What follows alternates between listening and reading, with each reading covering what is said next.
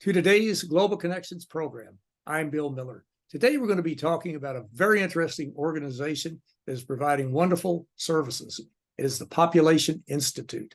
My guest today is an expert on the Institute. Kathleen Mogelgaard is president and CEO of the Population Institute, where she directs the organization's advocacy and public education activities. Her career includes roles at Population Action International, Oxfam America, National Audubon Society, the University of Maryland, and the Population Reference Bureau. Kathleen Mogelgaard, welcome to today's Global Connections program. Thank you, Bill. It's a pleasure to be with you. Thank you. I appreciate you being with me. Why don't we just jump right into it? What is the Population Institute? What does it do? What's its mission? The Population Institute is a research and advocacy organization with a mission to promote universal access to reproductive health care for everyone, everywhere. We believe this is something that will help to improve the health and well-being of people and the planet. And we really work to support policies and programs that promote sexual and reproductive health and rights. We do this through building and synthesizing evidence about demographic trends and barriers to sexual and reproductive health, through educating policymakers and other decision makers about the benefits of eradicating those barriers and the ways in which they can help to expand the rights and opportunities of people, particularly women and girls around the world. And then we work to build and support champions who can lead the way toward universal access to sexual and reproductive health care, and ultimately, we believe, toward a more just and sustainable future. And that is certainly a noble goal we should all have. If our viewers would like more information, they can go to www.populationinstitute.org to get a lot more information than we'll be able to touch today. We're going to get into some of your services, studies, different items like that. But I'm just curious, you have a lot of partners, no doubt about it. But one of the biggest players in this area is UNFPA, the United Nations Population Fund. How do you interact with UNFPA? Yeah, thank you for that question. The Population Institute has been around for more than 50 years. We were established in 1969. And at that time, we worked very hard to build support for this new UN body called the United Nations Population Fund. We worked really hard to build US government support to getting UNFPA on the ground, and ensuring that countries around the world were providing support to the UNFPA. We believe really strongly that the role of the United Nations Population Fund globally is absolutely critical. They work in more than 150 countries to promote gender equality, to ensure access to reproductive health care and maternal care, infant care, and to really promote the health and well-being of young people. They do remarkable work around the world, but of course, their funding is completely voluntary.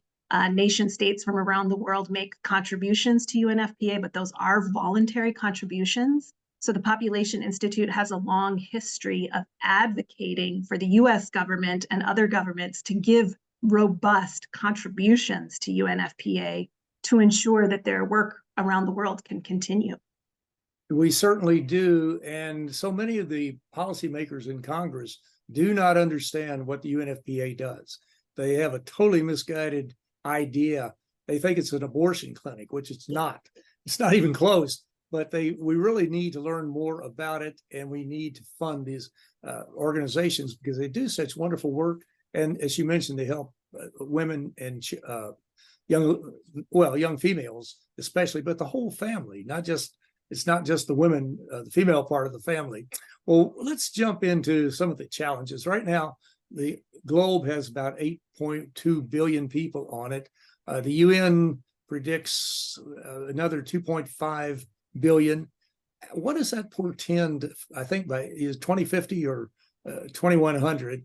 But what does that portend for planet Earth? How many people can we sustain on this planet? Well, that's kind of the million-dollar question. How many people can the Earth support? And of course, that has a lot to do with what what we want, kind of what we prioritize, what we want to see in terms of people's health and well-being. Part of what we work on at the Population Institute is to help folks understand the relationships between population and the issue of climate change, for example. And the way the population grows through this century will have lots of implications for how we're able to contend with the climate change crisis. Right now we have around 700 million people around the world who don't have reliable access to electricity. And certainly the way we generate electricity is that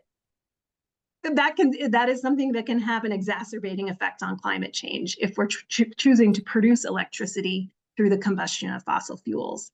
So the numbers of, I guess this is a long way of saying the numbers of people that the Earth can support depend a lot on how we choose to invest in things that people are going to need. It also depends on how many people we will have throughout this century. And the work that we do at the Population Institute is really to try to help policymakers and decision makers better understand what demographic trends are and what their implications are. And certainly we're at a point right now where I think there's a lot of confusion about world population issues, about global population trends. If you look at the headlines, you'll see sometimes verging on alarmism about population aging or population decline. When I am out and about talking to policymakers or the general public, it's often fairly common for folks to not appreciate that the world's population is still growing globally. And as you mentioned, the demographers at the United Nations expect that we will probably add another 2 billion or more people to the planet this century. And that's something that I think is becoming a little bit lost in all of the noise, because we are increasingly living in this world that is demographically divided, that we have countries that are experiencing population decline. But at the same time, there are a lot of countries around the world that are still experiencing rapid population. And being able to understand both of those trends and their implications is something that we feel is really important, so that we can be making investments today and promoting policies today that really meet people's needs. And as we were saying earlier, help to set us up for a more just and sustainable future. Most assuredly, that is something we should strive towards. Well, you've done a lot of groundbreaking work in this area. As I recall back several decades ago now, Paul Ehrlich wrote a book, The Population Bomb. Just briefly, what was the gist of that book and why was it so important? Yeah, so The Population Bomb was published in 1969, which incidentally was the same year that the Population Institute was established.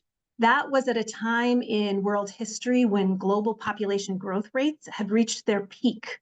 And policymakers, academics, folks all over the place were starting to think about what does this rate of population growth mean?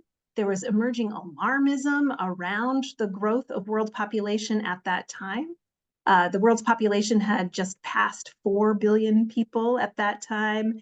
And Dr. Paul Ehrlich wrote The Population Bomb, went on a big speaking tour across the United States, all over the world, was on the Johnny Carson show, really helping to raise people's awareness around rapid population growth and the implications that it could have. It did create a sense of alarmism about rapid population growth and what it means, and in some cases led to policies and practices that were coercive in nature, that didn't extend people's rights, but actually, in some cases, trampled on people's rights around their reproductive choices. So we're in an era today, we've kind of left the 1969 and early 1970s population alarmism behind, but we're also still think it's really critically important to understand population trends and their implications, particularly in places where it can shine a light on the unmet needs that people have, or the opportunities that they have limitations on, or the ways in which people do not continue not to have agency and reproductive autonomy. So a lot of the places where we work with partners around the world, those are places that continue to experience rapid population growth that is often linked to a lack of gender equity, to a lack of meaningful access to reproductive health care and family planning services that would enable people to avoid unintended pregnancy and to really achieve their reproductive goals. So we're continuing to try to shine a light on that. We have not finished the job for women and girls in terms of expanding their rights and opportunities, especially their rights around reproductive health care. And it can be really tricky in this time when we hear these messages around population decline and population aging to remember that we still have a really important job to do in expanding rights and opportunities for women and girls around the world. It's absolutely essential that we maintain the rights as well as all of our responsibilities too, as we move forward on these programs. And we're going to be talking about those in just a minute. Well, you're watching Global Connections Television, which is a privately funded, independently produced program. The opinions expressed on Global Connections are solely those of the moderator and his guest. We'd invite our viewers to go to our website at www.globalconnectionstelevision to view previous programs. Also, if you're involved with a PBS or community access television station, or if you're with an educational institution that has an intra-campus television hookup, you have a podcast, or you just have a computer, you like our shows and you would like to share them, please feel free to do so. Global Connections Television is provided at no cost as a public service to help us better understand international issues and how they impact our lives. Today, we're taking a look at a very important institution. It's called the Population Institute. Our guest today is Kathleen Mogelgaard, who is the president and CEO of the Population Institute. Kathleen, we're talking about, you mentioned a minute ago, I think you said 4 billion people on the planet back in the 50s or something. Now we're at over 8. We're going up. There's no doubt about that. What areas of the world we can't go through every country, but what are some of the trends in the areas that are increasing population as opposed to countries that are losing, or we're having a gentrification, I guess, of the population? People are getting older, or they're not, let's say the replacement rate is not as high, that type of thing. So what are some of the implications of those two trends? Yeah. So understanding both population aging and population decline, as well as persistently youthful populations and rapid population growth, both of those are scenarios that carry a lot of implications for how we think about human health and well-being in those different scenarios. So places that are experiencing population aging and population decline, we've heard a lot about protests in France, for example, and trying to think about with a rapidly aging population there have been moves to extend the retirement age in an effort to really ensure that Social Security is enough for people in their retirement. Those conversations, even though our population in the United States is continuing to grow, there is a lot of conversation around that, kind of the viability of our Social Security system for the period of time when the proportion of our national population that is above 65 will be a bigger part of our population than it is today. So thinking about population aging and where we're headed over the next couple of decades is really important for thinking about how we put together the proper social systems and the investment systems for elder care, for other kinds of ways in which to support just a population that is getting older. But those things can't happen overnight, so it's important for us to put the plans in place today to the extent that we can. At the same time, for countries that are continuing to experience rapid population growth and have extensive persistently youthful populations, this is a lot of countries that are in sub-Saharan Africa, parts of South Asia, parts of Latin America. That rapid growth presents a lot of challenges as well in terms of just the ability to provide basic services like education and healthcare to a population that every generation continues to be bigger. A lot of these countries are already experiencing challenges around food insecurity, for example, or with the impacts of climate change, they're increasing stresses on water supplies and agricultural output. So as those countries are continuing to experience larger and larger generations every year, those systems will continue to be strained. And as I was saying earlier, very often that rapid growth is linked to persistent gender inequality to issues like child marriage. We work with partners in Niger, for example, where about 3/4 of girls are married before the age of 18, and about 1/3 of girls are married before the age of 15. These are things that are really, when it comes to issues of gender equity and investing in our youth and ensuring that youth have opportunities, when girls are getting married at 14, 15 years old, it's really hard for them to have much in the way of opportunities in their lives. They start childbearing very early in life and then continue to have children in many cases over their reproductive lifespan. So the average number of children per woman in Niger is close to 7. And that's something that is continuing to drive rapid population growth there in ways that makes it really difficult for the government to provide even basic services. So understanding those trends is really important for thinking about the investments we can be making today that would address some of those inequalities and the lack of opportunities that women and girls have in a place like Niger or other places that are experiencing this persistent rapid population growth. You mentioned several systems that are affected. One, the Social Security system, the retirement system, the educational system, the healthcare system, on across the board. Those all tie into, and it comes up in every conversation, it seems like, climate change. We cannot get away from the fact that we have a climate crisis. It's not, as Secretary General Antonio Guterres said, it's no longer just climate change. The planet is boiling. Yeah. How do you view climate change and bring that into this whole discussion on the population increase or decrease? Yeah, I think it's a really important illustration of the ways in which understanding population trends is absolutely critical for thinking about how we invest and plan in the context of a global crisis. So addressing the climate crisis requires a number of different strategies. One, of course, is reducing the greenhouse gas emissions that contribute to the problem in the first place. And the relationship between population growth and emissions growth is a very complicated one, because I think we all appreciate the fact that emissions per capita around the world is very different depending on where you are in the world. Here in the United States, we have some of the highest emissions per capita. We are not a country that is growing rapidly, and yet we are disproportionately contributing to the root causes of the climate change problem. Other parts of the world that are growing rapidly have very small per capita emissions rates. So the population and emissions equation is one that is complicated.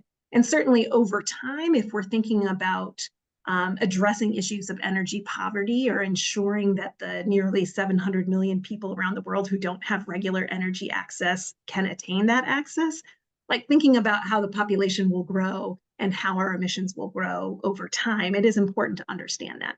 But one area where I think it's absolutely critical to think about demographic trends and the climate crisis is in the area of climate change vulnerability. So now countries around the world are setting 20, 30, 50-year plans for adapting to the impacts of climate change. We see already how much the impacts of climate change are affecting communities around the world, whether it's flood, droughts, extreme weather, extreme heat. All of these things need to be addressed and planned for. As much as we're doing to reduce emissions, we know we're going to have to continue to grapple with the impacts of climate change. And the ways in which population grows really affects how people and communities and nations are vulnerable to those impacts. So as countries around the world are putting together their long-term adaptation plans to climate change, it's really critical that they think about how their population will be changing. But unfortunately, sometimes the population community or the reproductive health community is not very well integrated with the folks who are doing the long-term climate change adaptation plans. But what we would like to see is greater integration of this so that folks who are thinking about meeting folks' needs for reproductive health care and family planning or promoting gender equity are involved in conversations around how communities will adapt to climate change. That will be helpful for communities in the short term, because when we have greater agency in our lives, when we have greater opportunities to delay childbearing, to pursue education or economic opportunities, that will make us more resilient to the impacts of climate change. But then over the long term, too, it will put the brakes on rapid population growth that is taking place in many of the countries that are most vulnerable to the impacts of climate change. And that will be something that will enable greater resilience and adaptive capacity, and ultimately fewer people who are really vulnerable to the impacts of climate change. And that's something we need to, well, I'm sure the planners, many of them are looking at how we can do things differently. How can we cope with the problems that are confronting us right now? But there's another, there's another program, if you want to call it a program. It's the United Nations Sustainable Development Goals. They were developed, I believe, in 2015, and there are 17 logical, practical, achievable goals to eliminate poverty, to eliminate hunger, to empower women and girls, to just combat climate change as best we can. But how do you factor in the Sustainable Development Goals that are, we were doing well until COVID in some areas, and now we've been set back quite a bit. But the Sustainable Development Goals are very important to me anyway, and to a lot of people. In fact, most people on the planet, we got 8.2 billion people, but a large number are working towards achieving the Sustainable Development Goals. But how do you factor them into your planning and when you talk about population growth? Yeah. Well, at the Population Institute, we really believe that fundamentally, sexual and reproductive health care is at the root of so many of the Sustainable Development Goals that we aim to achieve. It is a foundational aspect of people's lives to be able to have that kind of agency and autonomy around their reproductive lives. I think any of us who have families understand that the number, timing, and spacing of pregnancies and childbirth is something that intimately affects our lives. And so being able to have agency in one's life to determine whether to become a parent or how often to have kids is something that is really tightly linked to things like education or our ability to access healthcare. It is linked to poverty alleviation. It is linked to food security on an individual level, as well as on a more national or even global level when we're thinking about food supply and the demand for food. All of these things are intimately connected to people's reproductive autonomy, to their access to sexual and reproductive health care, and to the ways in which global population trends intersect with so many of the issues that are part of the Sustainable Development Goals. I agree with you that the SDGs are a really important organizing framework for a lot of the ways that investment around development occurs around the world. Part of what we try to do at the Population Institute, since we are based here in the United States, in Washington, D.C., in the nation's capital, we really try to elevate the Sustainable Development Goals with U.S. policymakers, because we feel sometimes that there is not enough attention to the really important and urgent goals embedded within the Sustainable Development Goals. It's often not seen as a high priority for U.S. policymakers. So we are, part of what we do in our organization is to try to raise awareness of the Sustainable Development Goals and the ways in which sexual and reproductive health and rights are an important part of that, but really to try to help policymakers and decision makers here in the United States strengthen their commitment to the Sustainable Development Goals and all that they represent. Well, just as you alluded before, there's an interdependence of countries, and there's an interrelationship of all of these goals of poverty, human rights, climate change, just on across the board. And we just need to become much more aware of them and to become more involved in helping to come up with some positive solutions that work, and we can move forward on all fronts. And we were talking about Sustainable Development Goals, and our viewers, if they would like, they could go to www.un.org to get more information on the Sustainable Development Goals and other activities of the United Nations. But Kathleen Mogelgaard, I want to thank you so very much for a very interesting and a very informative program. Thank you, Bill. It was a pleasure talking with you today. And thank you for your efforts to bring these conversations to communities around the world. Thank you for what you're doing. My pleasure. I'm Bill Miller. Thank you for joining us today on Global Connections Television.